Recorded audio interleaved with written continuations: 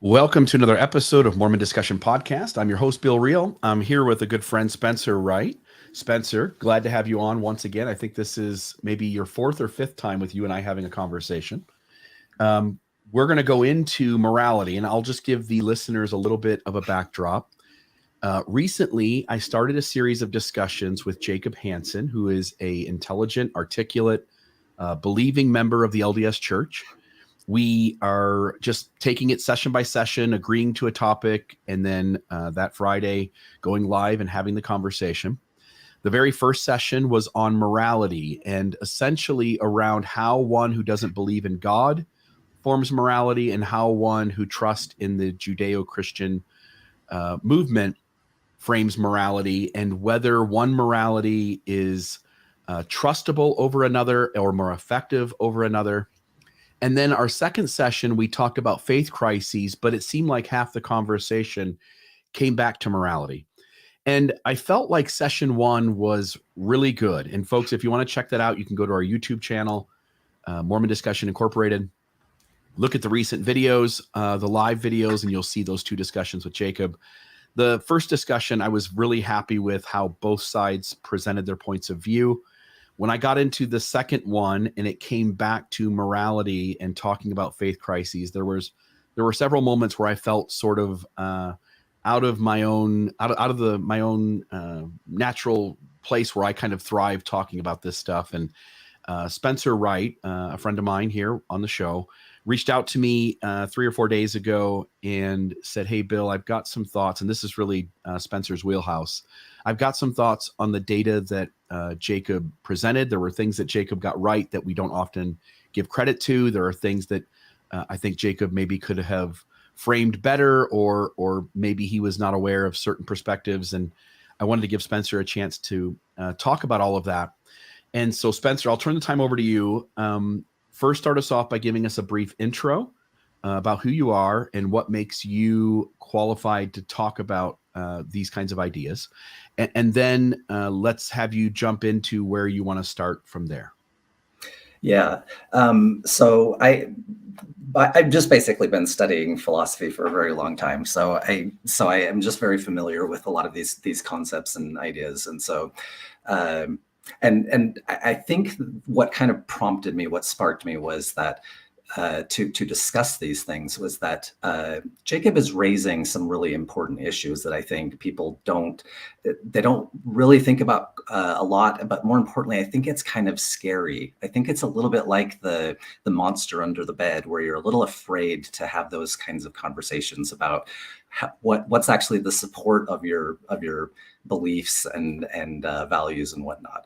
And so I want to make sure that the whole time that we're going through this, that we're making sure that we give due credit to where Jacob was getting things right, and make sure that those questions are really important. And then it's also going to help kind of explain why what the answers that I'm giving here are actually so important. It's not just be a good person. Like it's what we're talking about here is something that's actually addressing the monster under the bed, as opposed to just kind of a surface sort of take of not only morality, but how do we even know what is real, what is truth, that kind of thing. And so there are some important concepts that we're going to get here that are a little bit scary, because once you start kind of delving under there, it feels kind of like the sand is shifting beneath your feet a bit. But when we're all done with this, we can actually see that there's actually a much more firm footing for the philosophical position of somebody who doesn't, believe in a God, or whatever the case is. Since that was kind of the whole point of the argument or the discussion, was to say you either have to believe in a God or you are an atheist, and those are the main 2 points that you're starting from in order to arrive at your moral truths and your truth truths. And I just want to add too, Jacob and I both agreed on the beginning of this to frame these not as debates. It's not about proving someone else is wrong per se, but that there should be a good faith effort to try to understand the other person's point of view. And I also would say that to try to, if either one of us holds a faulty view, whether it's by the conversation that we're having with each other or by the research and conversations with you, for instance, that dialogue nudges us into, that we ought to be open to changing our perspectives. I certainly am.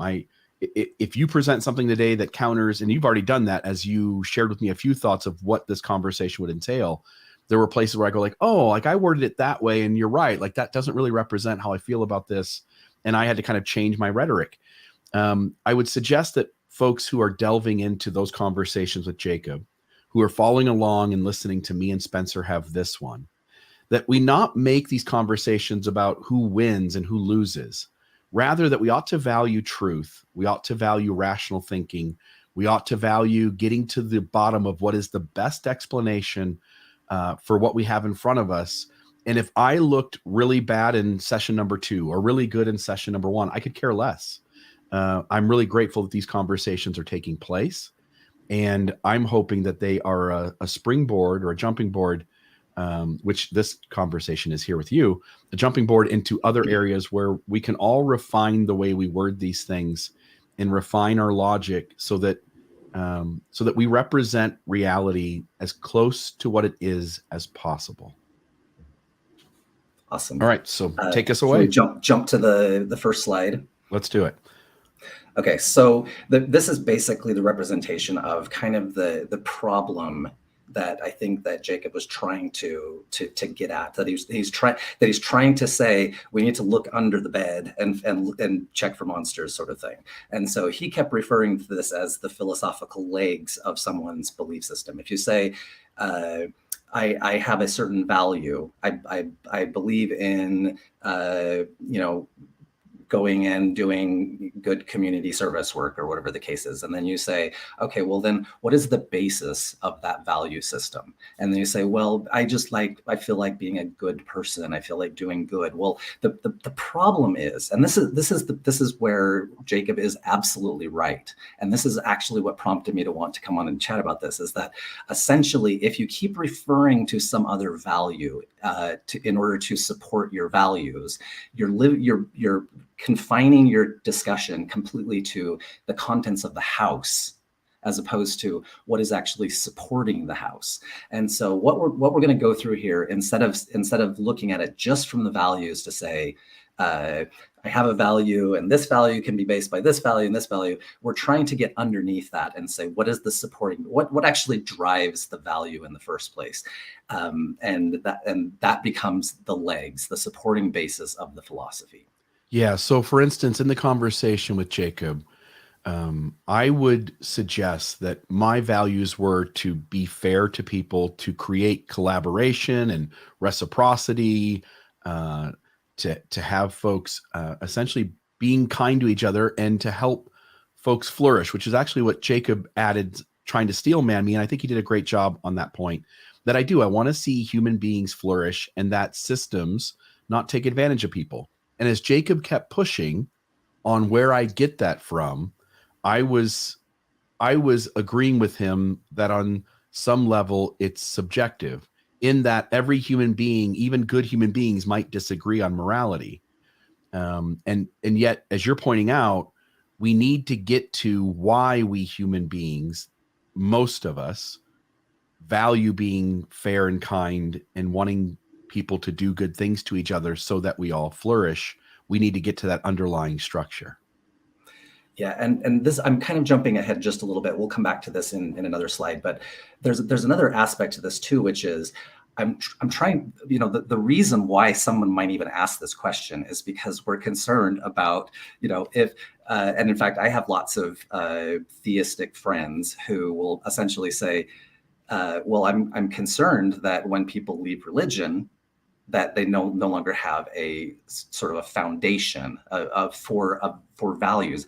I don't actually think that this concern is founded, because some of the most moral people I know are atheists and non-believers of anything.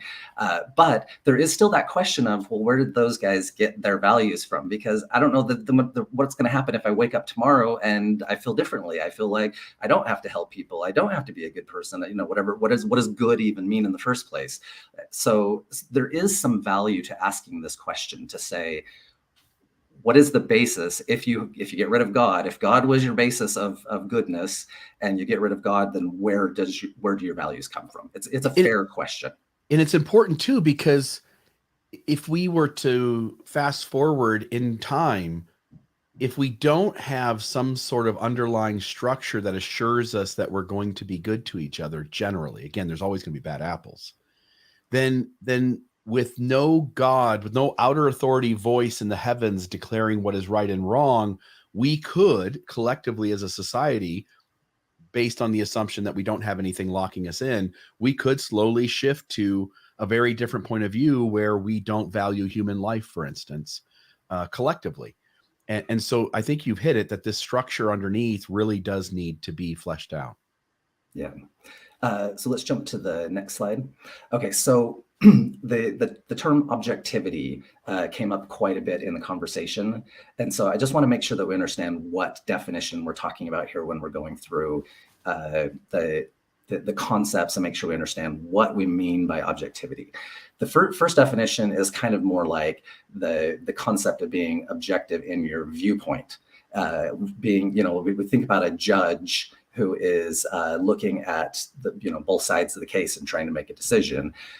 We think of that judge being objective because he is dispassionate, because he doesn't have any skin in the game. He's not friends with one side versus the other side. And so that's a form of objectivity, but even we know that judges are not completely dispassionate. They have their own biases, they have their own things. And so there's still, even when we talk about that, it's still kind of like we're not really talking about objectivity, because it's way better that the judge does not know the people personally, does not have skin in the game, doesn't have stock in the company that's there, whatever.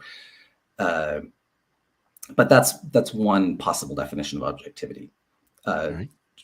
More kind of what we think of, more kind of the standard definition of what we're thinking about when we think about objectivity. We kind of start with the idea that we ourselves have a brain, and there are thoughts and feelings and biases going on inside of our brain. And then outside of us, there is an objective world. There is a world that is real and would continue existing even if our brain wasn't here to experience it. And so the problem is, once again, if we just start with those assumptions, if we start with the assumption that there is an objective world outside of us and that we have subjective brain, doing thinking and thoughts inside of us, that itself is a belief that exists inside of the house. And so we still have to kind of do something to get underneath that, to say, well, how can we be so certain that there actually is, that even just asking this question starts to make people feel a little bit uneasy, because people don't really want to consider the possibility, that we're in the matrix, as it were, or that solipsism, you're the only, actually the only brain that exists in the entire, there is no universe except for your brain, and you have created an entire objective, the belief in an objective world outside of yourself. And so when Jacob says something like, I can trust my eyes, that statement is actually occurring from within the house. And so we need something more foundational to get down to, well, how can we be confident, or at least some level of confidence, that there is actually an objective world outside of us? Okay. The third definition is more like an omnipotent view of the universe, that we absolutely know what is true and right and the basis of values, because essentially we have God's view of and this is, I think, kind of where a lot of theists sort of maybe confuse themselves or deceive themselves, is that they think that by receiving, or they think, first of all, they're receiving some sort of revelation in the first place, that revelation comes directly from God. They have received that truth into their brain, and now they have God's view of reality, that they know objectively that the reality is a certain way. And that's but that's kind of these definition 2 and definition 3 are kind of where we're landing when we're talking about what do we mean by objectivity. Yeah, and I don't want to. Go ahead. I don't want to take you off into the weeds, but in the second definition, you're still placing emphasis that your perspective, on some level, if there's any disagreement between anybody, you're having to kind of go like, well, I am seeing the thing more accurately than you're seeing the thing. Yeah. And then in the third one, we can show that every religious system that tries to lay down God's law is constantly reforming it, often at the pressure of the world. And so even having God be the author of it ends up with it not being very dependable. Does that make sense? Like, yes. In does that make fact, sense? the next couple of slides, we're going to go through exactly that and exactly why that's a problem. So that we see that with each one of these definitions of objectivity, even if we were to take definition 3 as true on its face, there is still a problem, which is that you have to somehow get that information into your brain. And so that's what we'll cover that in just a second. But the point is that each one of these has some subjective element to it that requires us to kind of say, I can't have 100% objective certitude, even if there is such a thing as objective certitude. Because I'm a subjective being. Somehow has to get into my brain. If we can jump to the next slide, we can kind of see the problem. So this is a quote from a book about teaching legal evidence, but that's less important than what the quote itself is actually talking about. The point here is that it's essentially true of all information, all beliefs, all values, whatnot. They all go through the same basic gates. So it says, all evidence depends upon some inference. We have to infer things in order to come up with facts, with values, whatever the case is. Our brain functions by gathering sense impressions, integrating those impressions into meaningful patterns, and then drawing inferences from those patterns. Sometimes the process happens so quickly and intuitively, the inferences are hard to detect. And so right now I'm looking at a computer, and I can just say, wow, is that objective that I'm looking at a computer right now? Or is it that I receive a sense of something, and then I look through the impressions, find meaningful patterns. I go, wait a second, it looks very similar to something else that I have seen that I call a computer. And then I draw the inference and then infer that what I'm looking at is a computer. But that all happens so quickly that I didn't pause to think about, wait a second, that was merely a sense impression of something. And then my brain did its magic on it and inferred what it is, and then I just spit it back out that it's a computer. And the easy way to understand that, I mean, you put on a VR headset and you can interact with what looks sort of like the world you're used to. You can see, for instance, a computer in a VR video game. And I've done that. I've got a VR headset, and actually one of the games you are in an office and there is a computer there. But that's just code and graphics, and it puts an image there. And if you recognize that in a way your eyes are the VR headset, your eyes are taking in information and your brain is finding patterns and telling you what it is that your eyes are perceiving. Yes. Yeah. And then if we can jump to the next slide.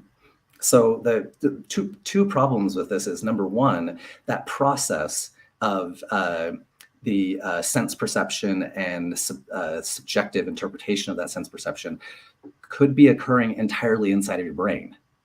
In fact, it does occur entirely inside of your brain a lot of times, because like when you have the sensation of hunger itself did not originate outside of your body. It actually originated inside of your body. And so you sense that sense perception, and then you interpret that as hunger. That feeling says, oh, I guess I'm hungry. Well, the applying the label to it to say I'm hungry is an interpretation of that sensation. I suppose it's either they can right now, or someday in the future they could just stick some little note up to your brain and stimulate that part of your brain that tells you that you're hungry. I mean, they do this with diet supplement pills and whatnot, right? Where they can suppress that feeling. We could probably create that feeling without actually you being hungry. And so, yeah, I mean, take an edible and have the munchies, and there you go. Yeah. And not be hungry at all. And now you put 10 pounds on in the last month. Yes, exactly. So the entire thing could be happening in your brain. In fact, this is when we think about like the religious revelation, the feelings that come from spiritual experiences or whatnot. that entire thing could be occurring inside of your brain. But even if we were to take it as absolute truth that there is a God out there and that God is trying to communicate with you and he's trying to send you a message, it still has to go through that same sort of, I perceive it and I interpret it, and then I come up with a label for it. I call it something. And so, no, go ahead. I was going to say, and every time that happens, there's also room for misinterpretation.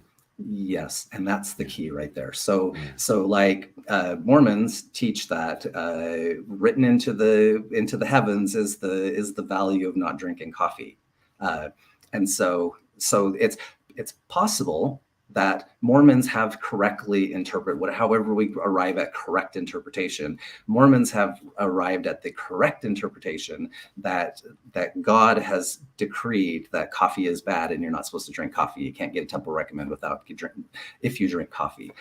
But evidently, every other person on the planet who is not a teetotaler or not a coffee totaler, teetotal doesn't actually mean tea. Right, for alcohol, yeah. But in any case,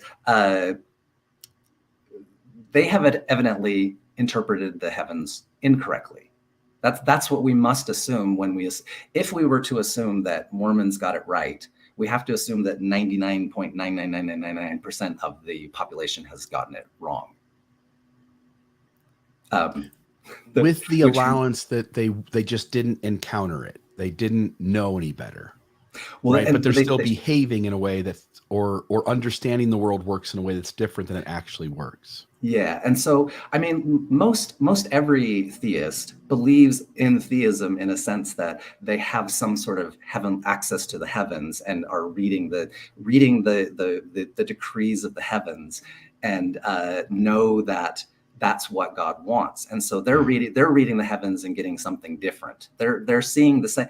Obviously the same sense impressions that Mormons are getting, and somehow are interpreting it differently. And it reminds me of one of my favorite Ben Franklin quotes, where he says, "Behold the rain which descends from heaven upon our vineyards.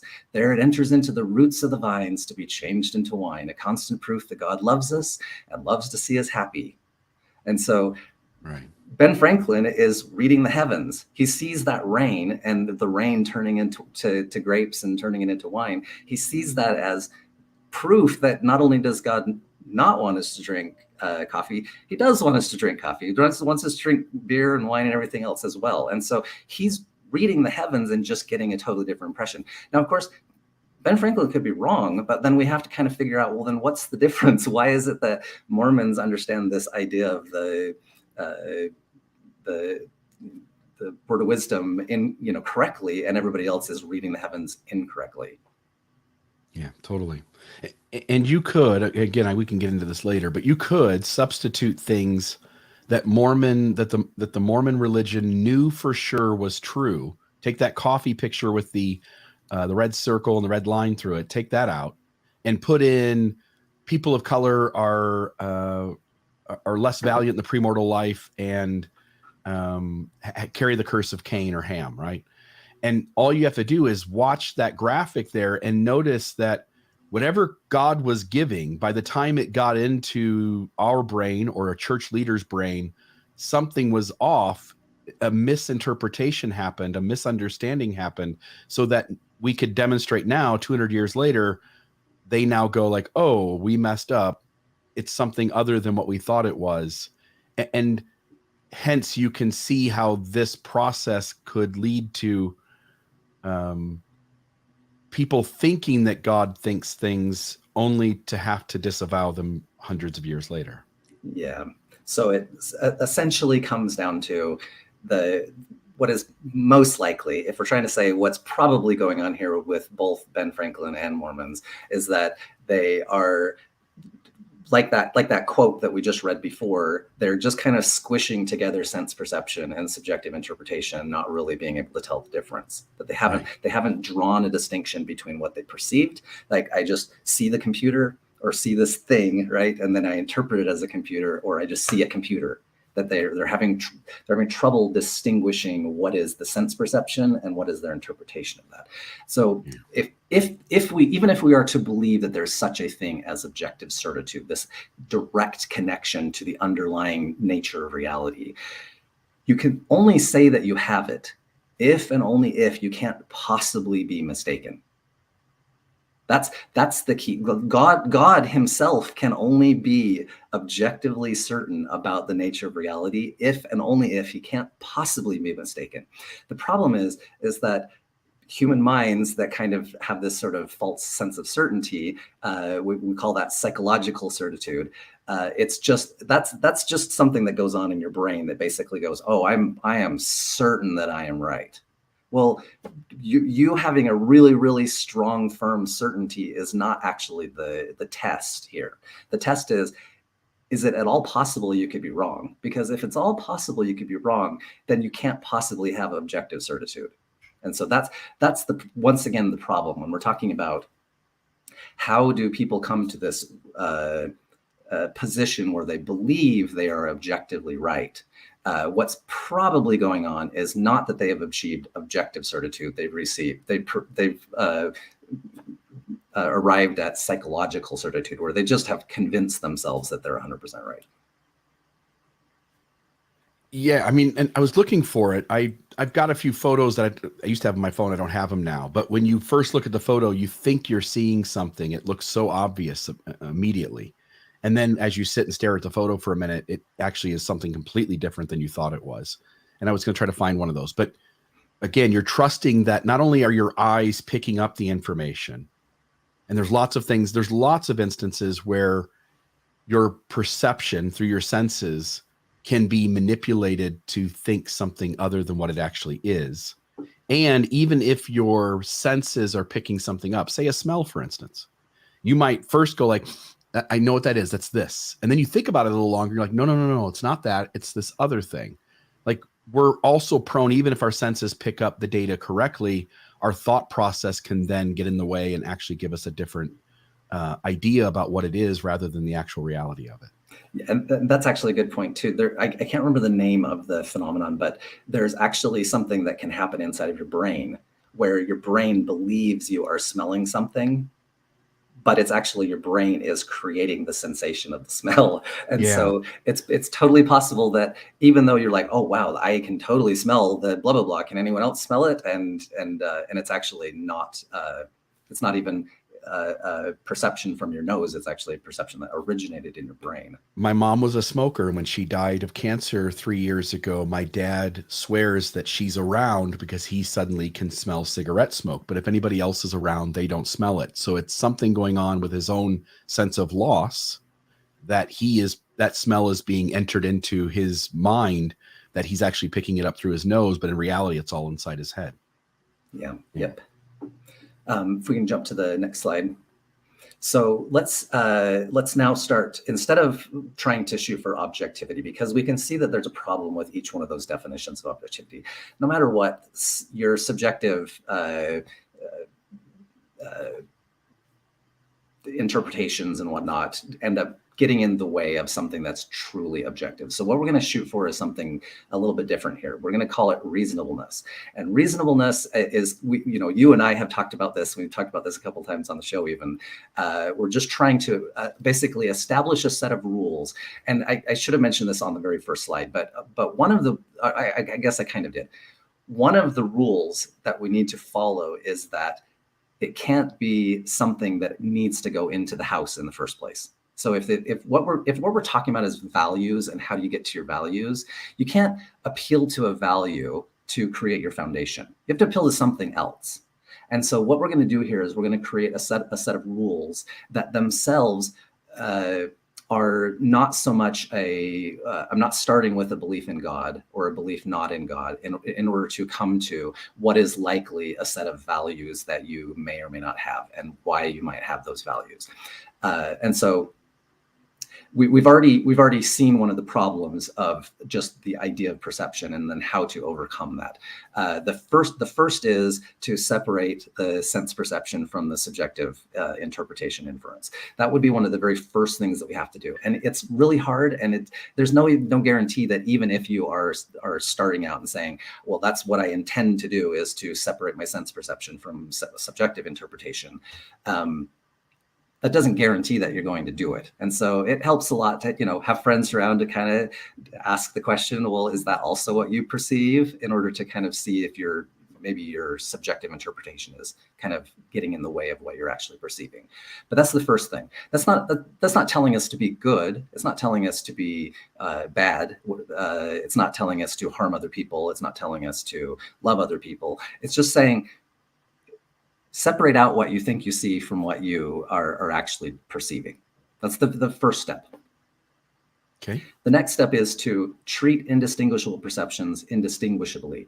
And so here, the reason why I have all these cows and X's and one up here is because, again, we're just starting, our brain is so quickly, it's just looking at those little pictures of cows and little pictures of X's and seeing a cow and seeing an X. But what I'm saying is actually take it another step back. This is, again, we're kind of looking under the bed at the monster. It's a little bit uneasy to think about this, to consider the fact that when I'm looking at one of those X's, I'm not actually looking at an X. I'm just looking at something at which I am interpreting as an X. I'm not looking at a cow. I'm looking at something which I interpret as a cow. But so what the step 2 is trying to say is, I'm not so much trying to do my interpretation yet.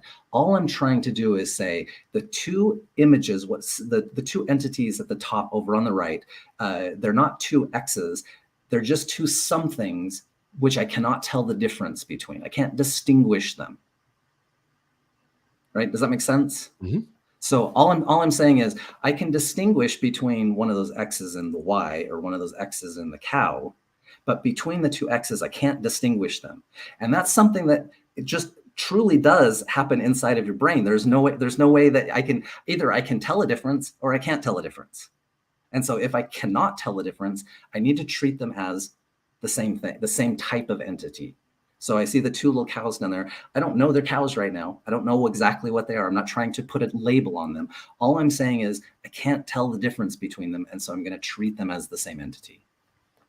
Yeah, that makes sense. The other side of the coin is that, again, our brain can be tricked into taking things that are the same and thinking that they're different. So the easy one that I could go to is that if you cut a paper plate so that it forms like a little rainbow, just cut that section of the plate out and you put one above the other, the one on top looks like it's bigger than the one on the bottom, or vice versa. And it's a way that we take a shape of something that's exactly identical to the shape of something else, and we can manipulate our brains into thinking that they're different when in reality they're the same. This side of the coin is simply you're looking at things, you see data, your brain is telling you that that thing and this other thing are, as you point out, indistinguishable from each other. Yeah, and it doesn't necessarily mean that they are or are not actually distinguishable from each other. It's only that inside of your brain you can't distinguish. And so once again, this kind of is a helpful thing to have friends who can kind of point out your misperceptions, to say, well, wait a second, that one X on the left has a little teeny black dot that does not exist on the X on the right. And so somebody might help you and say, look, I can show you how they are distinguishable because I see that that's got a little black dot on it. And then now from that point on, if you can also see the black dot, then you can also say, yeah, they're distinguishable by that little black dot, or the cow over here is missing a hoof, or whatever the case is. Or maybe you're colorblind and you, unlike everyone else around you, is unable to distinguish things that are distinguishable because your receptors inside your head, the way your senses work, have a blind spot. Yes. And in fact, so that kind of makes an argument for religionists who believe that they're receiving revelation, is that they'll go, well, you're just colorblind. That's the reason why you can't see it. And that's possible. We have to allow for that possibility that there is something there. But we're still going to have to, they're still going to have to show that there's some, like we can still draw a distinction in a way that colorblind people, even if they are colorblind, they can still be, we can still demonstrate to a colorblind person that there are distinctions between the colors. For example, we can have two people who are not colorblind, who are working independent of each other, walk into the room independently and say, that's green and that's red. And the second person can walk in and say, that's green and that's red. As long as we can demonstrate these people are working in collusion together, we can see that there is something that they know that they couldn't possibly know unless there is actually something distinguishing those colors. So there's a way to solve that problem. Okay. Okay, next slide is kind of what we were just discussing, but the basic point is that I need to be able to demonstrate that this is either indistinguishable or distinguishable, and then I place things into classes based on whether or not I can distinguish them or not distinguish them. And that's the basic gist of this. Right. All right. Okay, and then this would be kind of our third rule, which is what you and I have talked about a lot, which is what we're trying to do is bring in all the sense perception that we possibly can. We're separating sense perception from subjective interpretation. We're distinguishing entities that are distinguishable and classifying things that are indistinguishable. And then what we try to do is limit our subjective interpretation as much as possible. So if we see the same entity over and over and over again, and people are calling it a cow, I don't really care what we call it. It doesn't matter if I grew up in a environment where they refer to it as a cow, or if they call it I don't remember the Spanish name for cow, but whatever, different people call cow, right. They call them different things, but that's not really the key. The key is when we see the same type of entity over and over again, we use the same term to refer to it. And so whatever that name was applied to the entity, that's not really what's important here. The important thing is, unless there is some reason for this new entity that we see to distinguishing it from the other things that we have called cows, then we should just call this thing a cow as well. Okay. And that's how we come up with these rules. But once again, I want to go back to the foundation, this concept of the foundation, and say what we have done at this point. At no point did we say anything about a belief in God or not a belief in a God.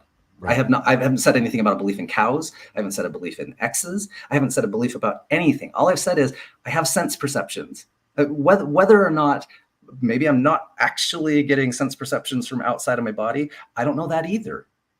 I haven't decided any of those things at this point. All I have done is just established rules for how I'm going to categorize and organize impressions that I am receiving. And I can't say that I'm not receiving impressions, because I am. There is something telling me that there isn't. I haven't decided at this point that there's a computer sitting in front of me, but I can't deny the fact that I'm receiving the impression of something. Yeah. It's not the lack of impression. And so these are the rules that we'll notice that at no point did I choose a value for any of these things. Mm-hmm. Okay. Deciding anything. So this is the very simple where we're going. And now in the next slide, now we're going to start applying this. We're going to start applying these rules. So, and this goes back to our second definition of objectivity, to say it's possible that I'm in the matrix. It's possible that what I'm seeing is real, or how you said with the, sorry, I've forgotten the analogy you're using, but it's possible we're in the matrix, or it's possible that we're not. Okay, so here's my two theories, and just applying these two rules, I can't objectively know. I don't have God's perspective of whether I'm actually in the matrix or if I'm actually just sitting here in a chair in the real world. But what I can do is I can separate what is perception from what is inference. That's the first thing that I'm going to do. Now, in order for the matrix theory to be true, that means that there's some machines and there's some robots and there's some programming code and there's a bunch of other things that must exist for that theory to be true. The problem is I don't perceive any of those things. Now, of course, it could all be hidden from my brain. Of course, they're not sending me, the signals to tell me about computer programming and the robots and everything like that. They're right. Intentionally trying to hide that from me. And if I'm looking at the image of the theory one, I see that there's some trees in there. Now, of course, those trees could be not physical trees, but they could be digital trees, right? And so it's possible, but the machines are intentionally trying to, if the theory two is correct, they're trying to trick my brain into believing that those things are physical trees, not digital. So they're intentionally hiding the digital from me. And so I have to assume that here's something that appears physical, but then on top of that is the inference, not the sense perception, that there's a digital background to the tree, that there's not the sense perception, but the inference that there are robots and that there are programming and whatever the case is. So theory two, right from the get-go, if I'm going to say I'm trying to limit my inference as much as possible, I have to assume that the most reasonable explanation is that I'm just sitting here in my chair and that I'm not in the matrix. Right. That regardless of whether theory 1 or theory 2 is true, the stimuli that's entering your eyesight and your nose and your ears looks, feels, sounds the exact same. You would not be able to tell the difference. If you in your brain want to jump to theory 2, you have to add inference, conjecture, allowances. You have to create more things that you don't know about, but for which you are assuming are there, that theory 1 doesn't require. Yes. And so, and once again, notice how I didn't start with the presupposition that the world is physical, and I didn't start with the presupposition that the world is digital. All I did was separate out sense perception from subjective interpretation. Right. You didn't make a conclusion. You're just noting that one theory you can get by on with what you have in front of you, and the other theory you have to make extra leaps to get to, not that one is true or false.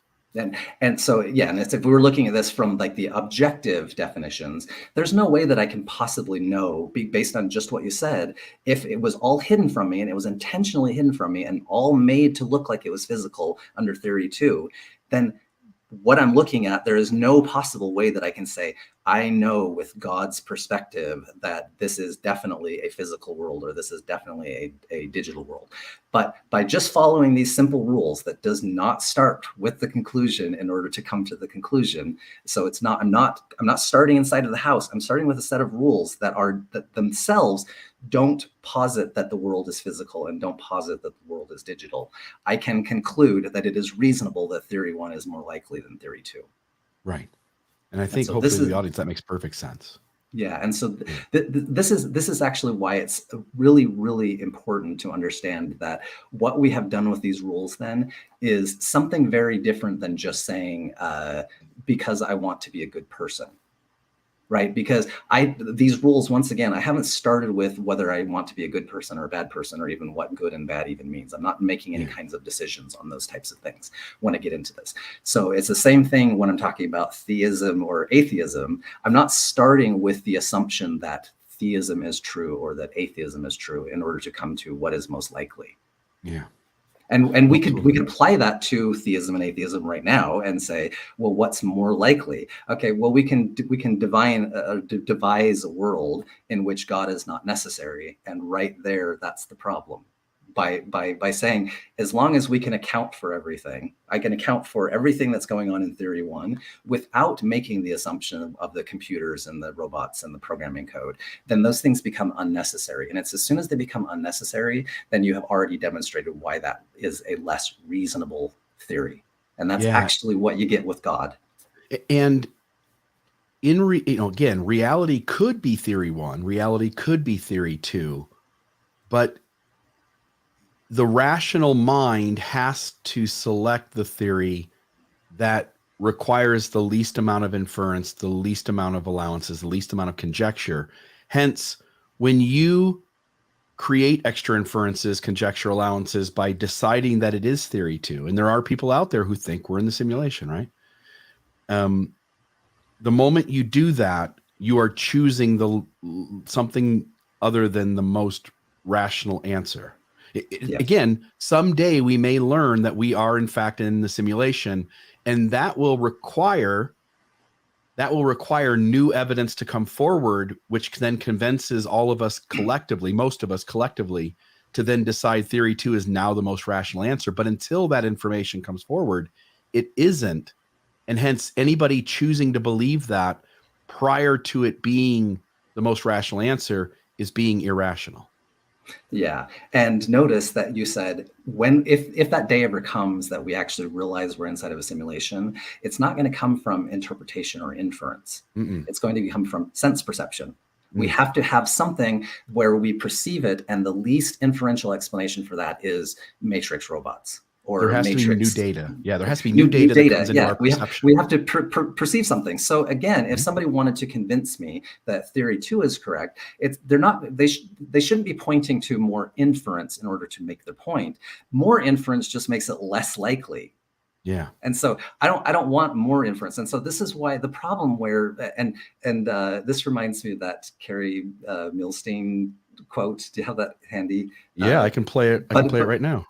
Yeah, that'd be great. And so I start out with an assumption that the Book of Abraham and the Book of Mormon and anything else, excuse me, that we get from the restored gospel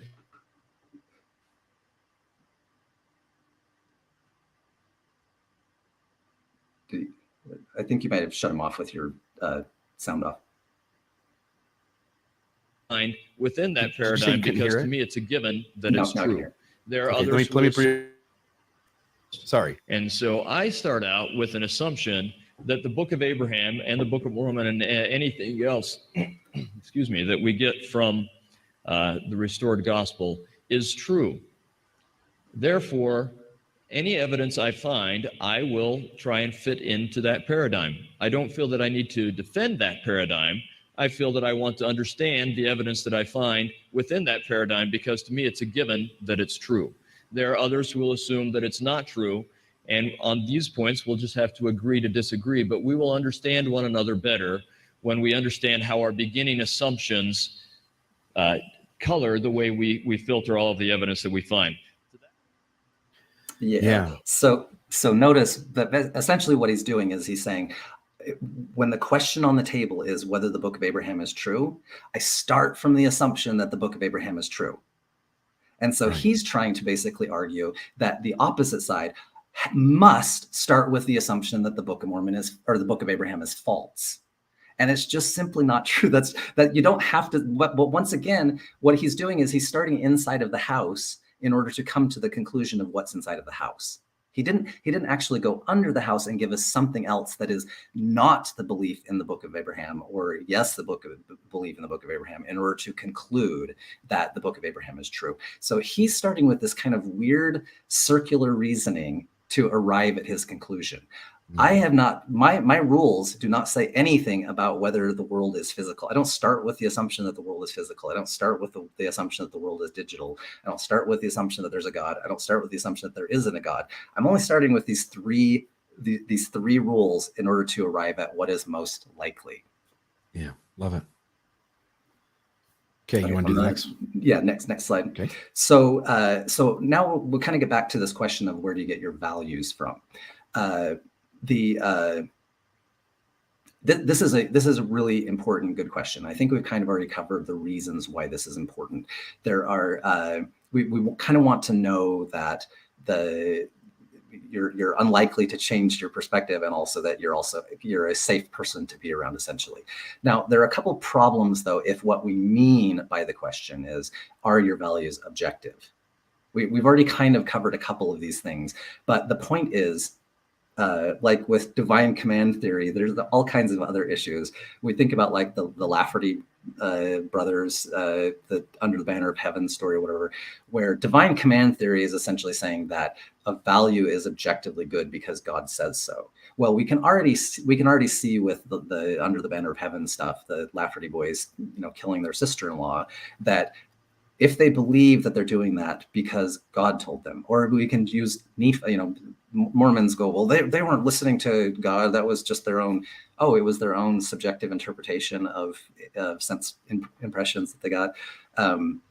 Or Nephi, where Nephi was commanded to kill Laban. Okay, well, unfortunately, if you accept that the Book of Mormon is true and you accept that the Nephi was actually receiving a real message from God, you have to deal with what that means to say that God is commanding you to go around and murder people. And so again, if you say that your values are objective, that doesn't even solve the problem of where you get your values from. Because I want to know that you're safe, right? That's the reason why I'm asking the question.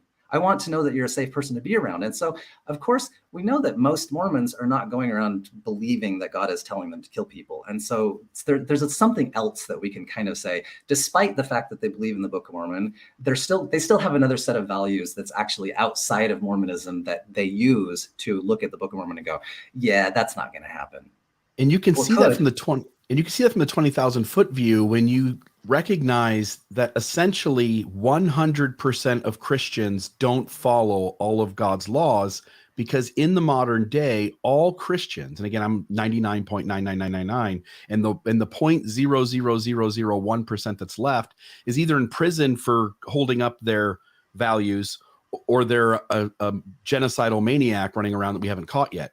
But all Christians essentially agree that we should not exactly follow everything that God has said to his spokesmen that have then passed along those rules to us.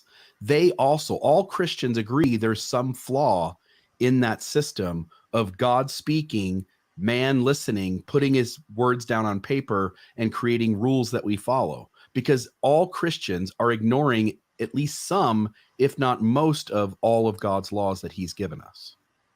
Yeah. And so they are, if the foundation was God commanded it, then they should be like Nephi and go out and kill if God commands it. Like, right. but if they were to say, I don't know about that, God, then that whatever caused them to question the foundation is actually their foundation. Yeah. If somebody rapes your daughter, you're certainly not going to let the rapist pay you 20 pieces of silver and now you let him marry your daughter. Again, you're deciding which rules in the rule book no longer apply, and hence you're using some sort of modern inference to decide that God no longer is right about that thing, or that somebody who was in charge of interpreting it a long time ago got it wrong. Yeah. So we can kind of see that even if you were to say that somehow God's view is the objective view of morality, there are still problems with that concept. It still doesn't work. Yeah, Hume's is a problem. It kind of takes a little too long to get into, but the point is that even if it's written into the even if something is written into the fabric of society, of the universe, to say wine is good or coffee is bad or whatever, that doesn't necessarily mean that you ought to. Just because that happens to be the way that the universe wrote the rules. Okay, so what? So what? Why does that? If God tells me, like, I'm now Nephi, and it's written into the rules that I need to kill Laban, it's like, well, but God, I'm not as super intelligent as you are. I'm not omniscient, and yet I can think of 10 different ways to solve this problem without killing the guy. I can get those plates. You can just feed the idea, all of the text of the brass plates into my brain. There's all kinds of ways that I could have avoided actually committing murder. And so the very fact that God is the author of right and wrong doesn't necessarily mean that was right and wrong. And so it's still problematic. And then the third one we've already kind of covered, but the basic idea is how, even if it's written into the fabric of the universe, how do you as a subjective being access objective values? Yeah. In fact, there are even believing Latter-day Saints out there who have posited the theory that Nephi was essentially justifying his own act because he realized at some point he could have done something different. Again, and all of that is just someone else deciding how to interpret the data that came before, which demonstrates the flaw in how this all works. Like, you couldn't get 10 Mormons in a room to completely agree on what this all should look like. Hence, you should recognize that anytime you're claiming God is giving it, there's plenty of evidence to show that even if he is, we don't have any way to discern it entirely as it should be. Yeah. And so as soon as you start making excuses for divine command theory, as soon as you say that Nephi was doing the wrong thing, or that, well, that wouldn't happen to me, or even if it did, I would question it and come up, ask God, can I do something different? Well, then what you're really saying is that you don't actually have access to objective values. That there's either we have to start with the message comes, here's how I can demonstrate how I could not possibly be wrong.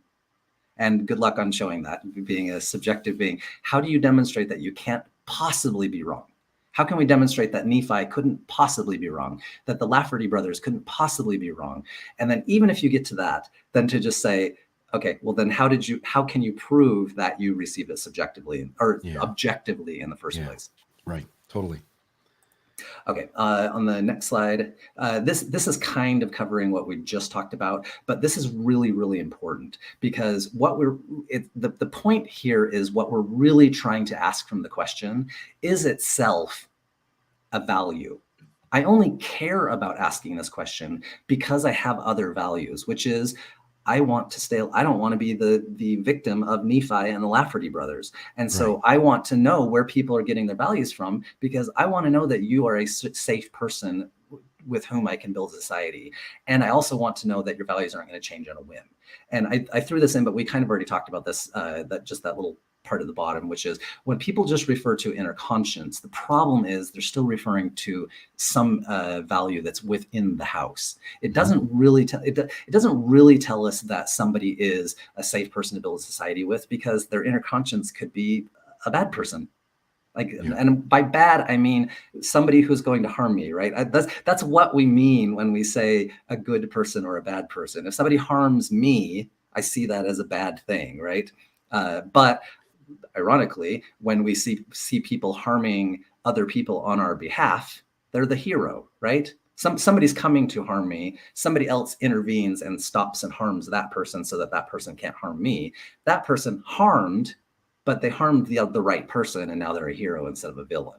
And so that's what we really mean when we say good and bad. We say, how is that affecting me? Is it harming me or is it not harming me? Yeah, totally.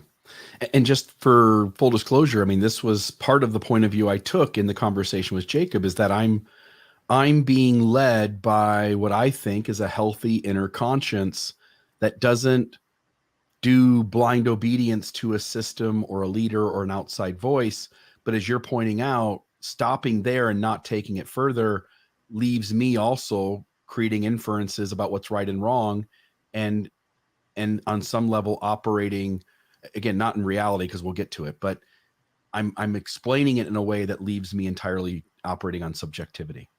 Yes. Yeah. Yeah. And so we still need to dig under, find a more firm foundation to build our value system on. Totally. Okay.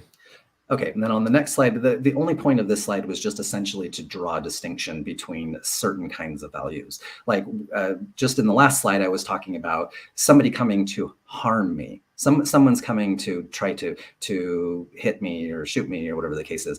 Those are the kinds of values that I care about when I'm asking this question, where do you get your values from?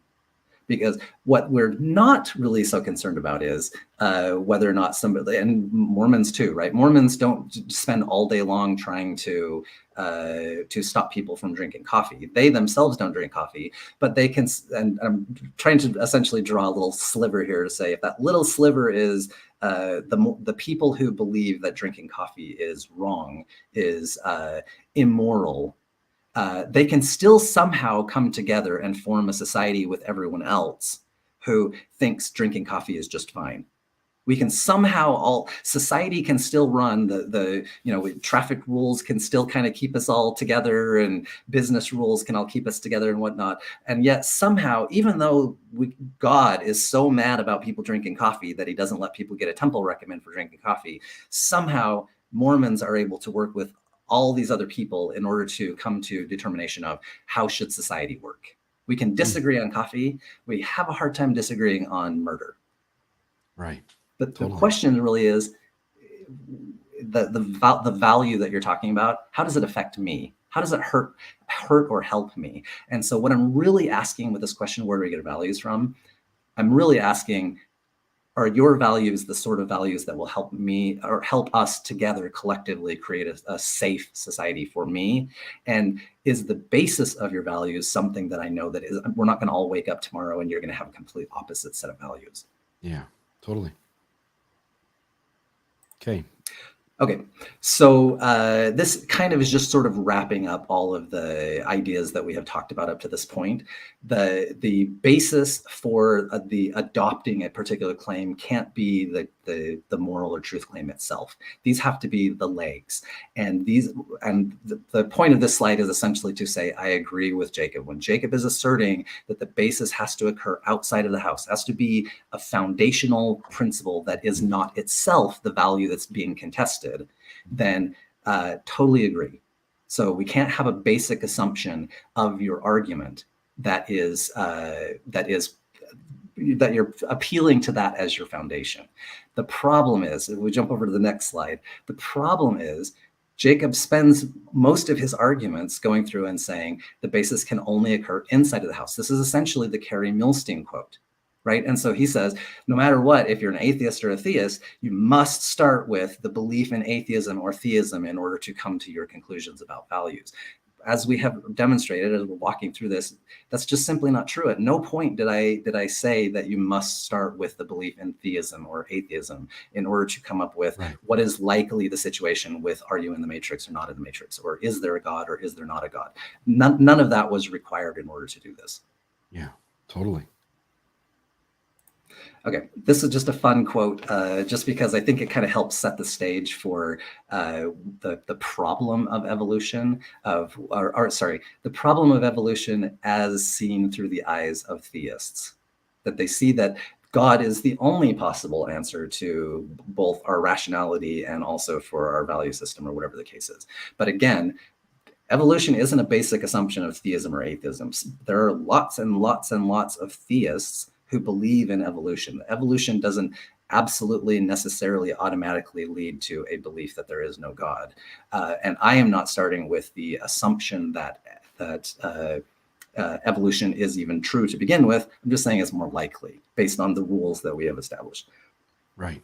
So, but this is a really good quote, and it's really important to kind of see, like, through this lens of theism, how they're looking at the possibility of evolution. And then Jacob kept using these terms, something like random chaos or the random happenings of chemicals, occurring in your body, or whatever the case is. Like that's the basis of your value system. Well, if it was all completely 100% random, I would agree. And this is kind of what the quote is trying to get at here.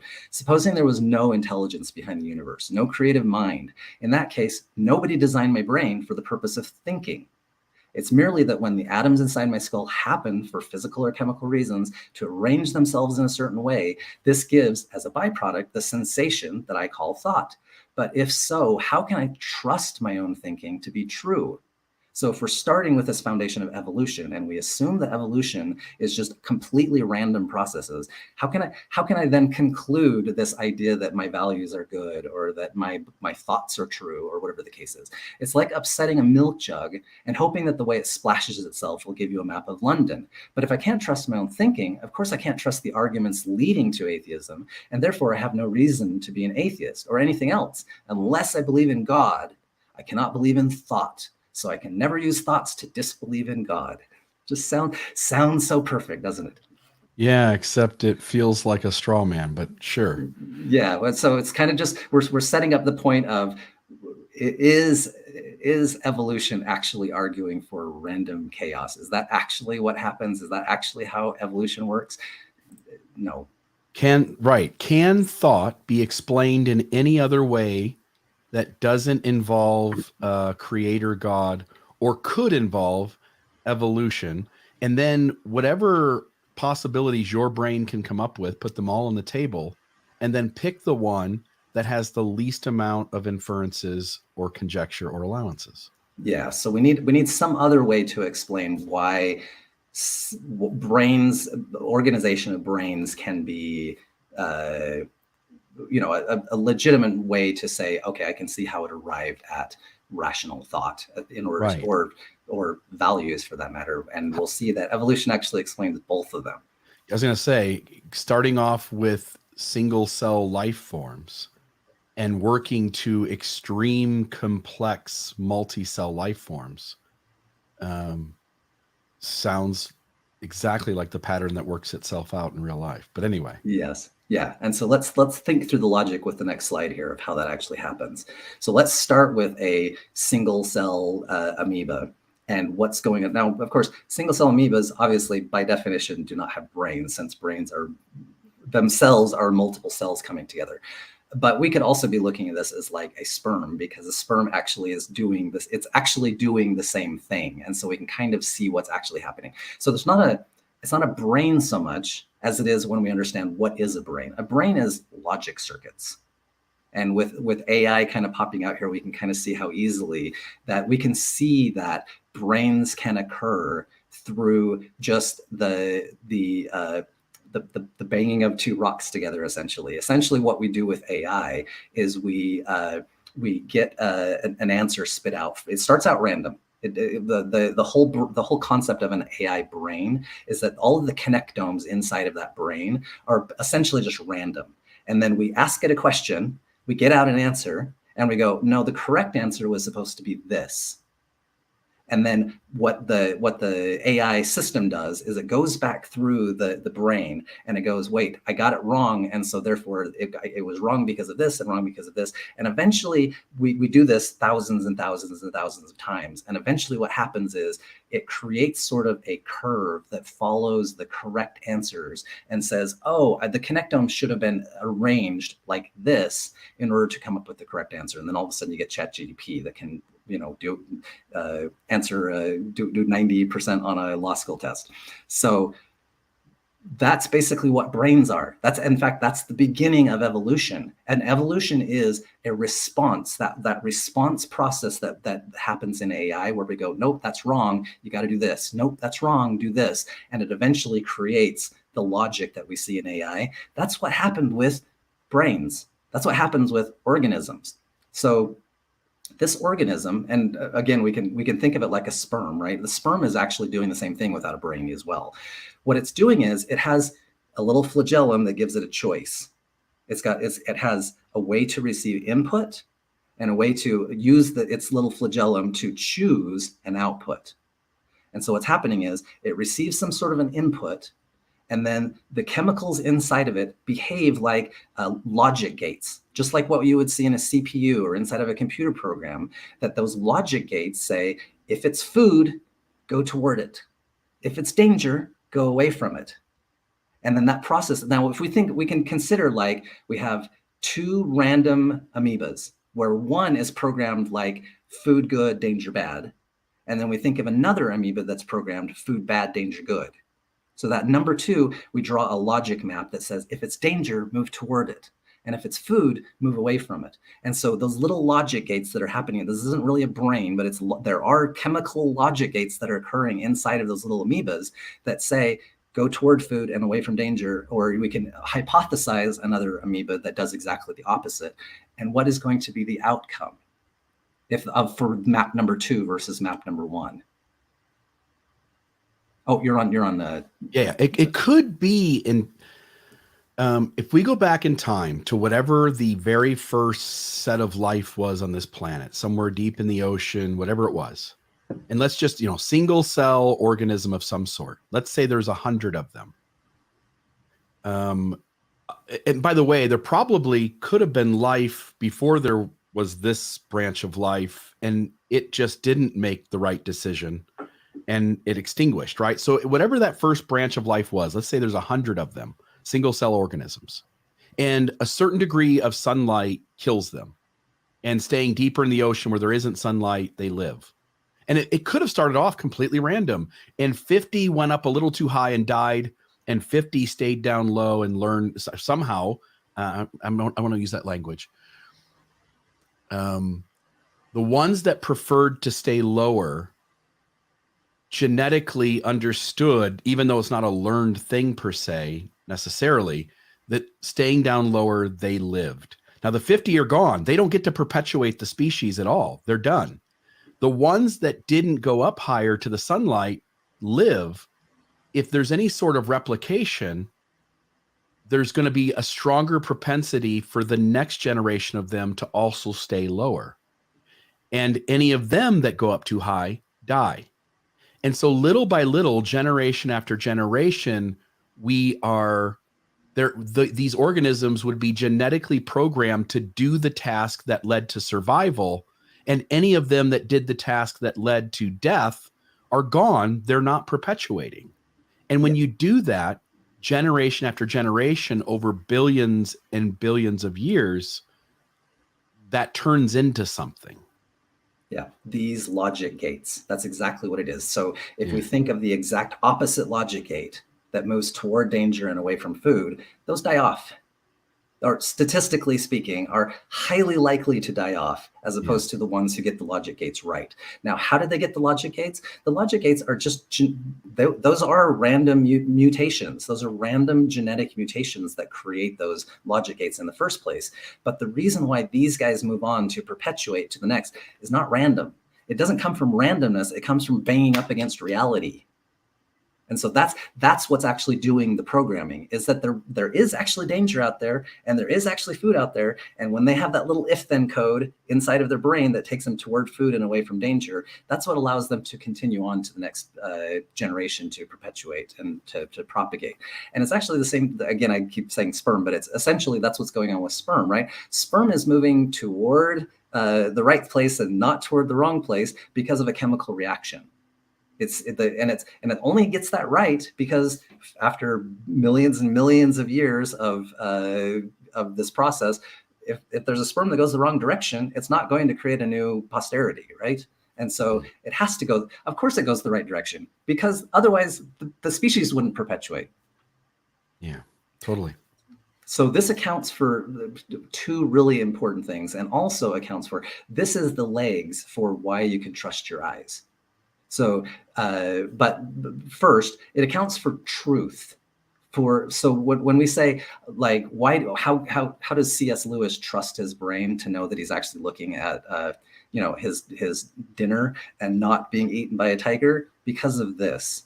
Because after millions and millions of years of this process of getting it right, and getting it right only means that they were able to move toward food and away from danger, or, more complex in our world, it's that you can go get a job and get money as opposed to starving to death, or whatever the case is. But that process, by getting it right, that tends to demonstrate that you're not being eaten by a tiger right now. So your eyes are somewhat reliable in knowing what's actually going on, because your eyes are just sensing what your environment, just like this amoeba is sensing food. And if he was completely mistaken, if that amoeba was completely mistaken about what is danger and what is food, then he would just be dead. The very fact that I am here and I'm not being eaten by a tiger says my eyes are somewhat accurate. Correct. That your brain and your senses have come up with ways to be most is the wrong word, to be at least effective enough at surviving that you are able to do the things you're able to do. Yeah. And then second, it also, and more importantly to our overall discussion, is that it also accounts for values. And it seems weird to say that, but we have already created a value system at this moment. Yeah. Values already occurred, because what's happening here is by choosing by those the little chemical organization that prefers food and prefers to move away from danger has already generated a value system inside of this amoeba. Yeah, so totally. He doesn't want to die. That's why that's right here. The other guys, if they had exactly the opposite, we would just say, well, by definition, his little programming code inside of his chemicals, he does want to die. The map number 2 is the value system for wanting to die. And this value system, map number 1, is the value system for wanting to stay alive. And so right now we already have a value system for the belief that I want to stay alive. Now let's go back to why we're even asking this question in the first place. Where do your values come from? The reason why we're asking this question is because we want to build a society of people who are safe to be around, and that we know that it's not going to change on a whim, right? So we already have the basis of that value system right here with this little amoeba, because we know that most every human, now of course, again, there are some very few minor exceptions of people who do not wish to stay alive. But for the most part, if you hold anybody's head underwater, they're going to fight like hell to break out of that, because they very much want to stay alive. Now, why do they want to stay alive? Because of this, because of the coding inside of their brain that has programmed them to desire staying alive. Because we've done it over billions of years.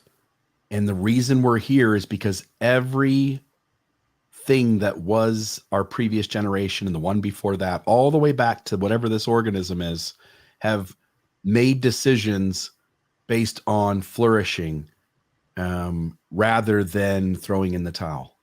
Yeah, and flourishing. So even like saying flourishing, while true, it doesn't really get to the problem, because flourishing itself is a value, right? Because, well, is flourishing good or bad? Is it right? Is it true? Is it objectively true that species should desire to stay alive? The answer is it doesn't matter, because ultimately, when it comes down to it, if you have that map 2, you're going to die. You're going to die off. Yeah. And so, like, if your species has the map 2 programming, you're not here to even ask the question. The very fact that your species is here asking this question means you have map 1. Does that make map 1 right or good or whatever? It's totally irrelevant. All that means is that's the reason we're asking the question, what is your value system? Where do you get your values from? You only care about that because you care about, I want to stay alive. I don't want people to kill me. And so I want to know what your values are. You're asking that question because of the same thing that caused that little amoeba to move toward food and away from danger. It's the same exact thing. Love it. Okay, so on the next slide is just essentially kind of just saying, now we take that, the little red node at the very bottom toward food away from danger. We can imagine kind of a chain of values that form as we are having a chain of evolutionary advances, or not even advances. We just say different forks in the road of what's going on with evolution. Now, there are different paths that go out here, where one of them could be communal empathy.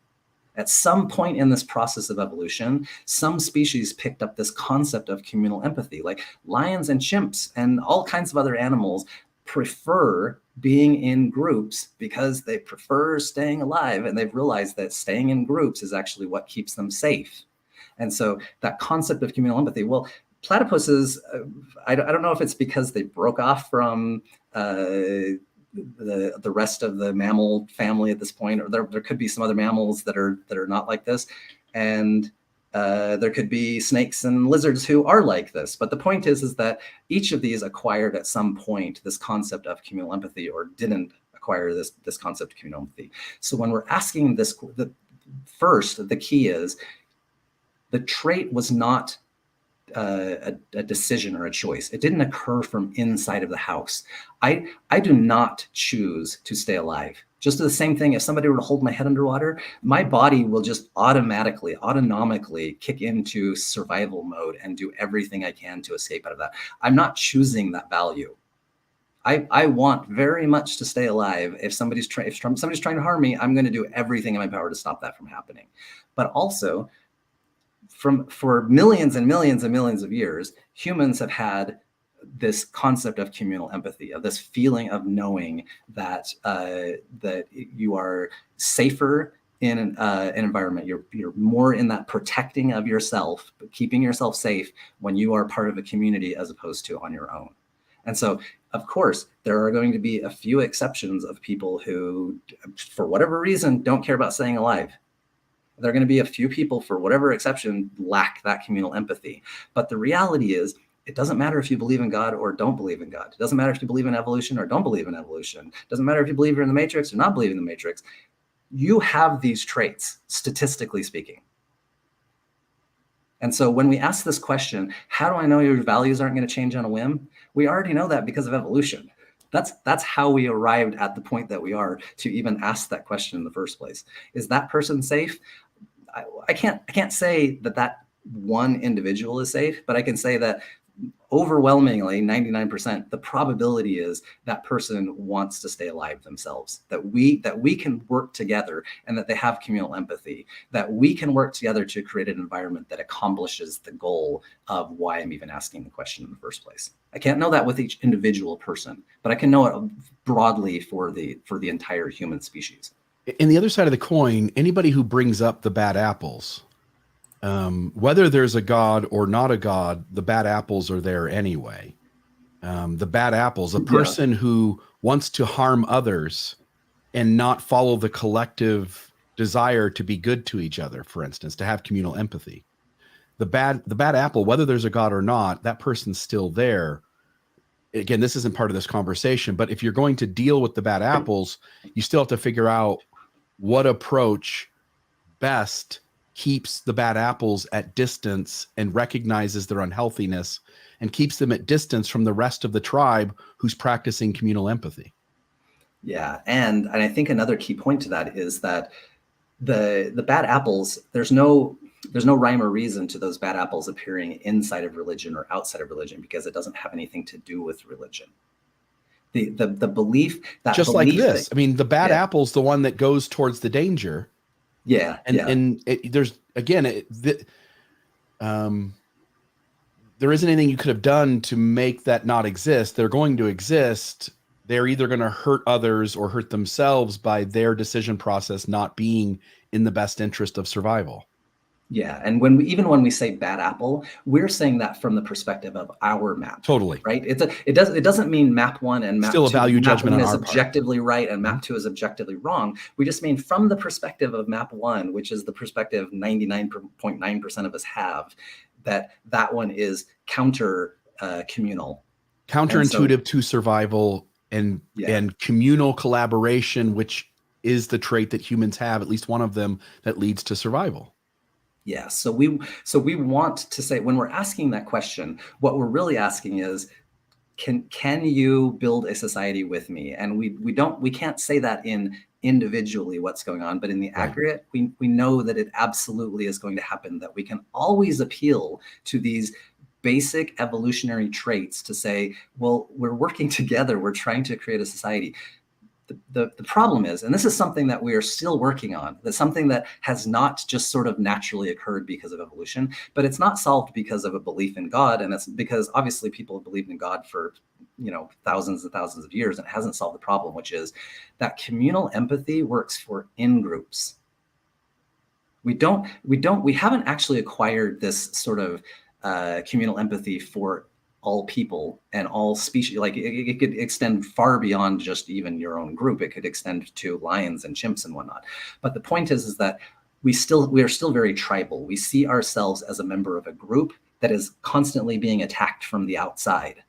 And so when we're talking about, it's that same idea that I see that person who comes to protect me as the hero, right? He's the guy just killed that guy over there, but he's my hero because he protected me. And so he's protecting me from outsiders. And so there's still this problem, but the problem isn't gone away because you believe in God or don't believe in God. There is still a problem of in-group versus out-group. And that's something that humanity still needs to kind of evolve and adapt and work on and whatnot. But the reality is we're not there. And by the way, that's also part of this process. So when we go back to the single cell organism and the very beginning of life on Earth, it was very egocentric. It was only doing its own thing. It didn't worry about the amoeba next to it. It was only doing its own thing. And somewhere along the way, we learned as a species, and maybe not even Homo sapien, but something before, we learned that if we cared about each other, our chances of survival increased. When we were in the jungle or on the African Serengeti or living in the trees, we, at some point we learned that if we only operated with our own interest, things didn't go well generally. And that because other animals were faster, stronger, meaner is not the word, more violent, more able to slip into where we were sleeping without us hearing them and knowing they were coming, we learned the trait that if we operated together as a team, we would survive better.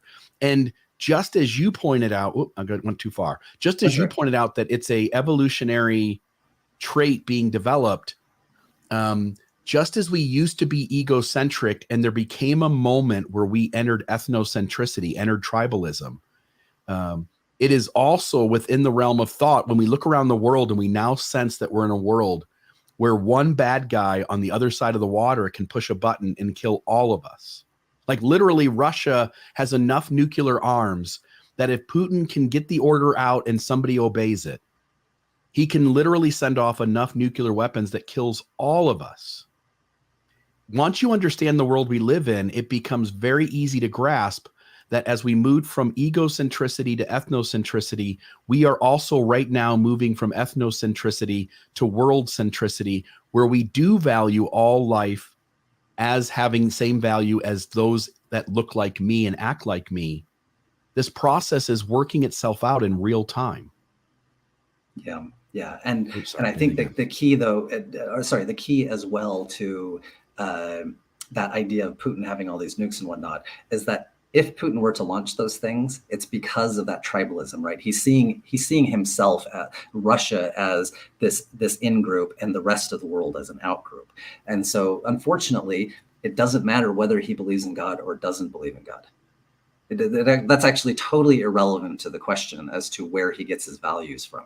He gets his values from evolution. He sees himself as an in-group member of a very small group instead of a global community member. And so the process, how do we overcome this? It's not going to come from a belief in God or a lack of belief in God. It's going to come from expanding that communal empathy trait to encompass, the world. The problem is that we have a bazillion other little values that don't align. And so there's always going to be some sort of conflict, and people are going to still kind of see themselves as aligning with this group of people who more accurate, they maybe align over whether to drink coffee or not drink coffee. And it's like, it's not really relevant, but that's because they see that as a shared trait that ends up creating sort of a tribalism. Right. Some of our values are self-centered or selfish. They're more worried about our own individual benefit than the species survival, and hence these things come into conflict all the time.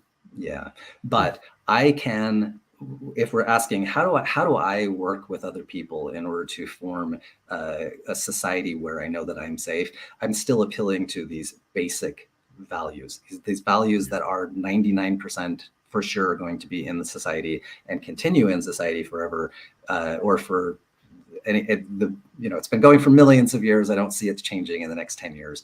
Yeah. That we are going to be able to appeal to each other's sense of wanting to stay alive, wanting to be protected, and those types of things are going to continue to gel a society, create a society where people are feeling safe, which was the whole reason why they wanted to build society in the first place. Yeah. The next slide was just essentially just making this point that when we have millions of years of evolution that are basically driving us, pushing us in this direction to want to stay alive, the overwhelming majority of us are all have the same essential maps. And the nature of reality, once again, kind of like that AI, when we're talking about the AI, what it's doing is it's banging up against reality. It changes because the nature of reality changes. When the conditions change, you get platypuses as opposed to lions, because its evolution is banging up against the environment and saying what's likely to survive in this environment. That's how it happens. The reality is the nature of reality is not going to change in the next. There's not going to be some condition that comes up where it's actually more beneficial, more preferable for humans to not want to work together as a community. We're not going to bang up against something that's going to make humans prefer death to preferring life. And so the likelihood of changing on a whim is crazy. There's not a 50-50 chance that somehow most humans are going to all of a sudden wake up tomorrow and go, well, I don't care about life. I would prefer to be dead. That autonomic reaction to fight like hell to not, suffocate underwater is not going away. And so this is the basis of our value system. And the basis of a value system is not random chance. It's not likely to change on a whim. We can build off of these basic shared values in order to create a society that helps keep us safe. Love it. Okay. Then this was just kind of the quote that kind of, I guess, sums up the thing. The belief in a God or a lack of belief in God isn't going to make people wake up anti-communal, because the belief in a God isn't what made people communal in the first place. Well, you had said this in your last discussion with Jacob. You said it's not these lions exist as a society without some sort of belief in a God. They understand the rules, their communal rules, without having any sort of belief, without ever having to think about where their values came from. No one's ever asked a lion and the lion given an answer. Where do your values come from? Why do you prefer being a member of a community? They just are, because that's the programming inside of their brain. You can see that. I think the example I used was primates, and you can go on YouTube and you can type in on YouTube animal morality, and the 3 or 4 of the top 5 or 6 videos will be the science that's been done that shows that other members of the primate family, chimps, bonobos, gibbons, gorillas, they already have moral codes, even though they don't have any.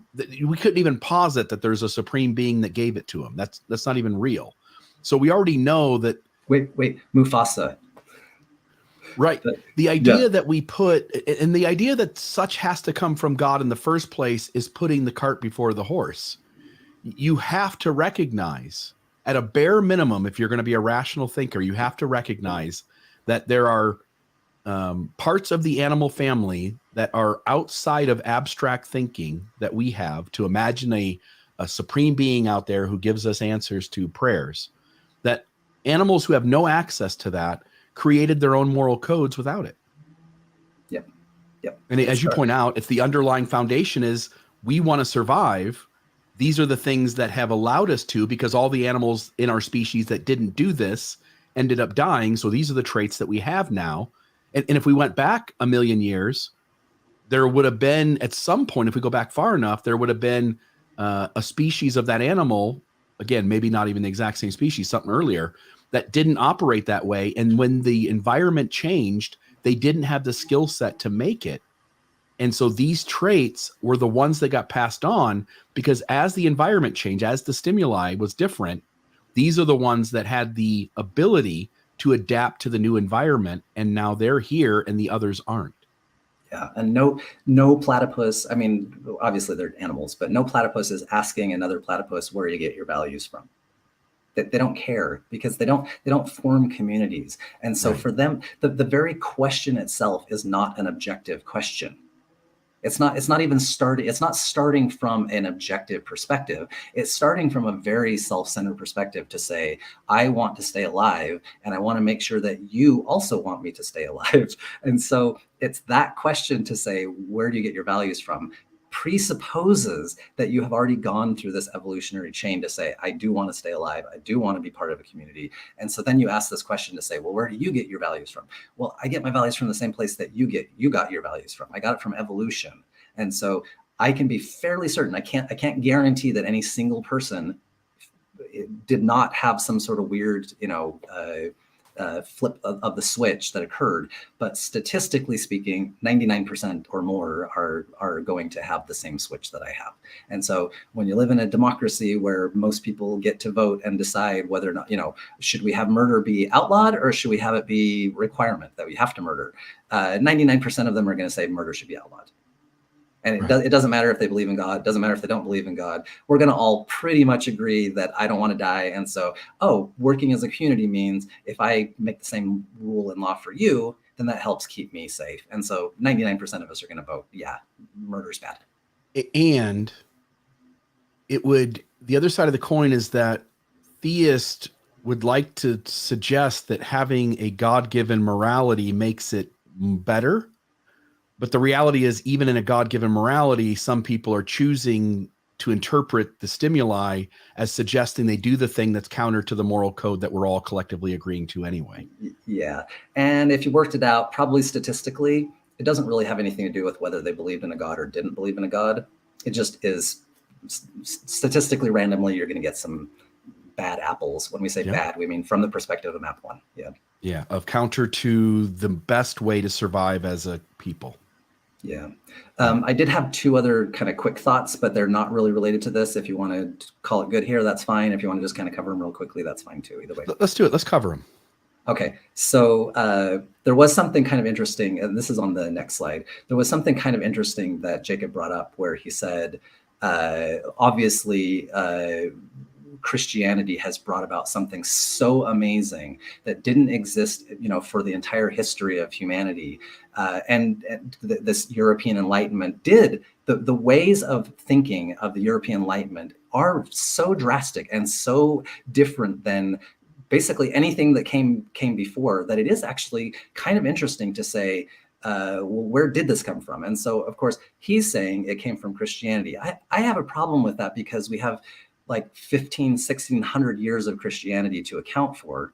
Like, why didn't this occur in the 1st century AD? Why did the European Enlightenment not come from this? And the second problem is, a lot of these ideas that occur in the European Enlightenment don't exist anywhere in the Bible. It's not, these are, and in fact, the things that the European Enlightenment was fighting against do exist in the Bible. This idea of like, obey your leaders, and this idea, the divine right of kings, the idea that humans, the people, cannot defend them, cannot make decisions for themselves, cannot rule themselves. Those were ideas that were prevalent in Christianity from the get-go, and basically took us up to the Enlightenment. And so what is interesting, and this is actually something that seems sort of counterintuitive, but the Enlightenment ideals essentially came from China, not from Europe. Back in the 1500s, I think it was, Matteo Ricci and some other Jesuit priests, they actually did traveling to China and started sending back kind of these ideas. Now, of course, from China, the ideas from China, like Confucianism, Taoism, whatnot. These kind of took hold in Europe as a result of the Schwannozery movement, which is basically just the Europeans kind of got a little excited about China. But one of the important things that happened in this process was that they started. Now, of course, they weren't exactly right. Of course, this is all happening in the 1600s and 1700s, and they're just getting sort of secondhand information of what was going on in China. But the point is that their interpretation, now, of course, the word, again, going back to sense perception and interpretation, right? Something is going on in China. They're getting kind of secondhand information, and then they're kind of creating their own sense perception. But one of the perceptions that they got was that Confucianism, one, was built on atheism. That atheism was really the driving force of the life in China, and that somehow they were able to still have a ordered, safe society in China. And of course, again, they're looking at this and saying, that's what I want. I want an ordered, safe society in Europe. But Europeans at the time were thinking the only way to have an ordered, safe society is to have somebody who has direct access to God telling me what should be, don't kill, murder's bad, murder's good. I don't know. I need the king and I need the Pope to tell me whether murder's bad or murder's good, right?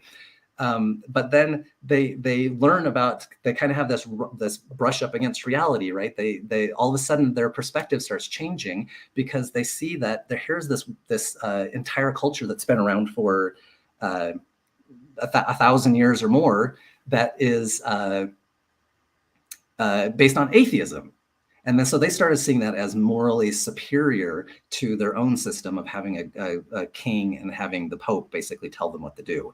This very concept of we the people sort of sprung out of this idea that it was actually okay for the people to rule themselves, and that we can do it without theism. We can do it without somebody with direct access to God, bestowing the 10 Commandments and the rules upon us. We can do it ourselves because look, China's doing it.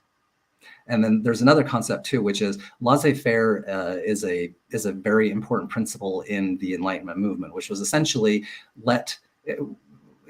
rather than having somebody at the top decide the economic conditions and what should we build and what should we drive, the idea was, why don't we just let people decide what people want to do? Let them reap the benefits of their own efforts, and receive the profits from their own inventions, their own innovations and whatnot.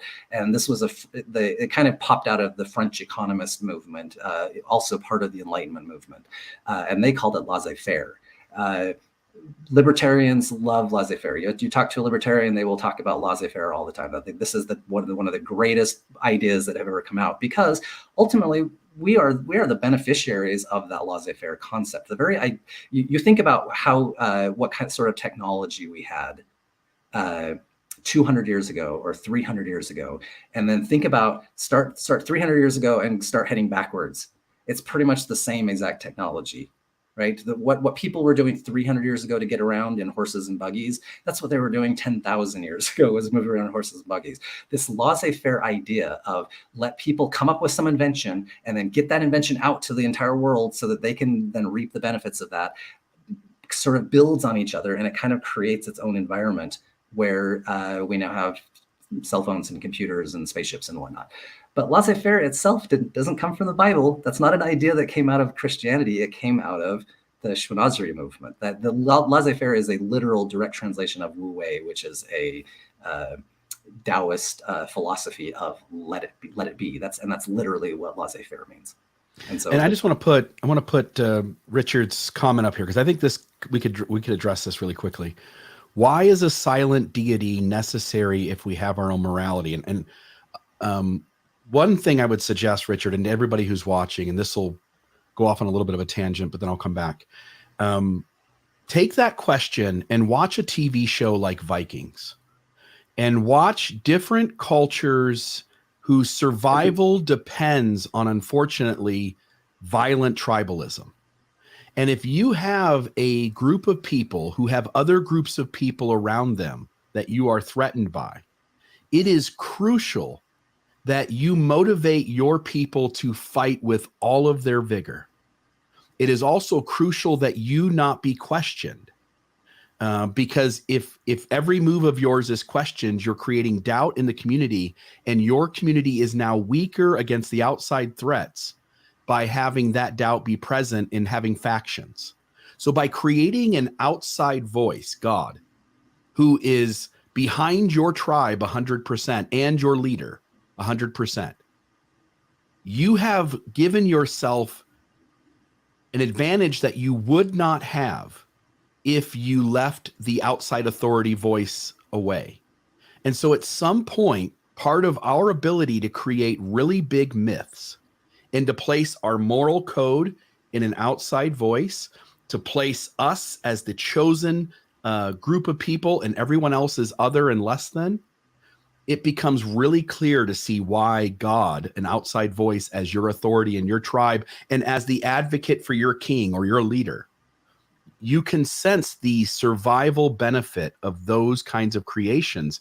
And if you watch a TV show like Vikings with that question at the bottom of the screen as the thing you're going to keep on your mind through all the episodes, you will clearly see why having your tribe believe in God or gods, because it serves the same purpose, and to have those gods be behind your leader and your people and not the other is honestly, it's an amazing technology that humans created somewhere along the way. Yeah, and on top of that, we can also go back to the evolutionary basis. Like, what is driving most humans? The desire to not die, right? And so there's the idea of, well, unfortunately, for that desire not to die, humans recognize and understand that they will age and die.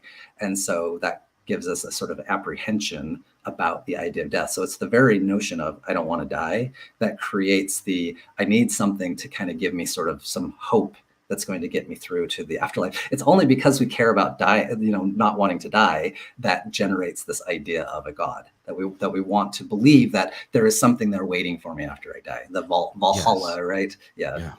To drive people to go onto a battlefield in intense battles where almost assuredly large numbers of your people will die.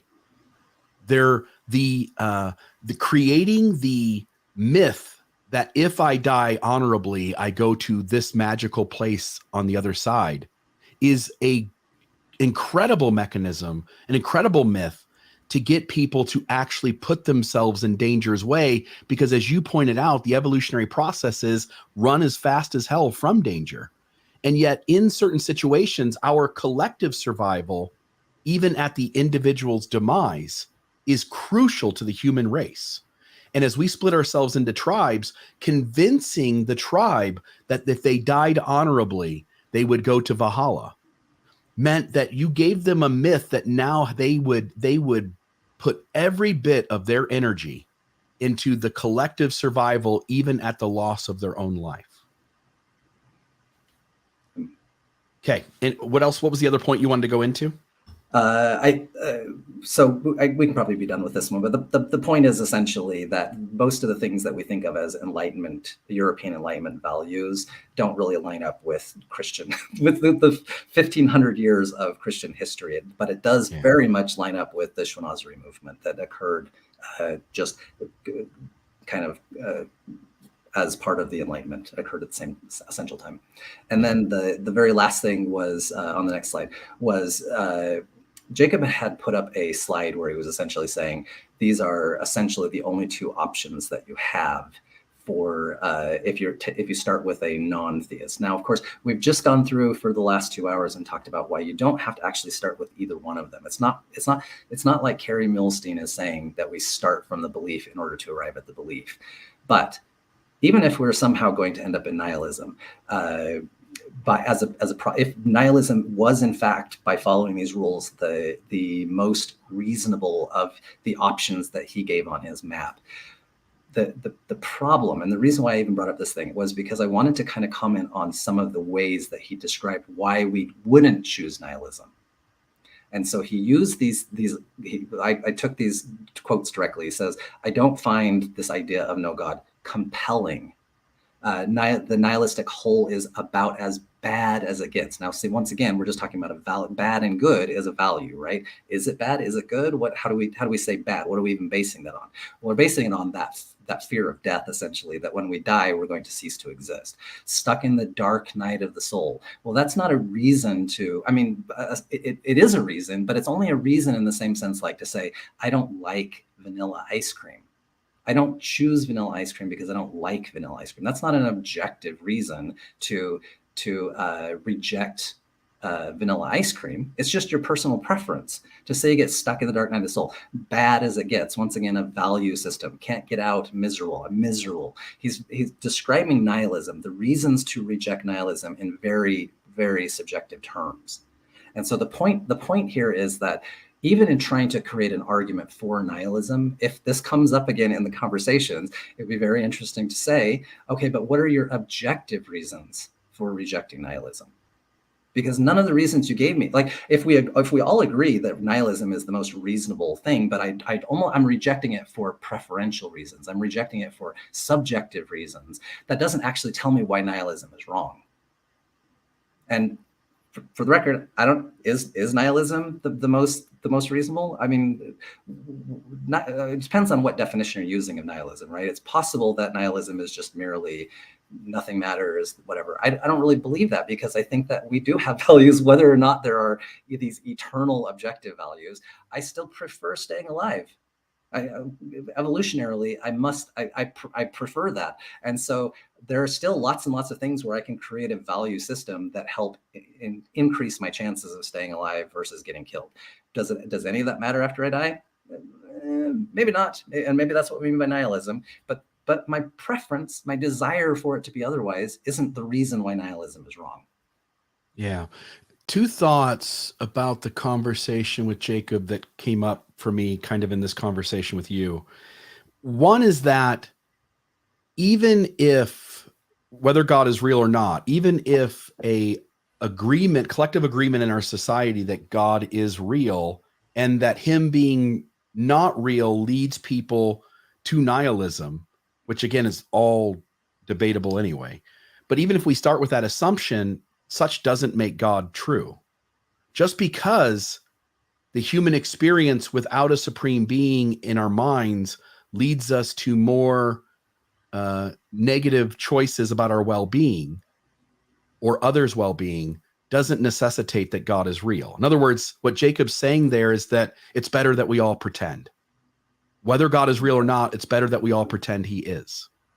The other thing too is that ask yourself, in this world that we live in, where one person in a geographic location on this planet can push a button and end all life as we know it, are we safer in closed systems where we ascribe a moral law to a supreme being and such cannot be questioned?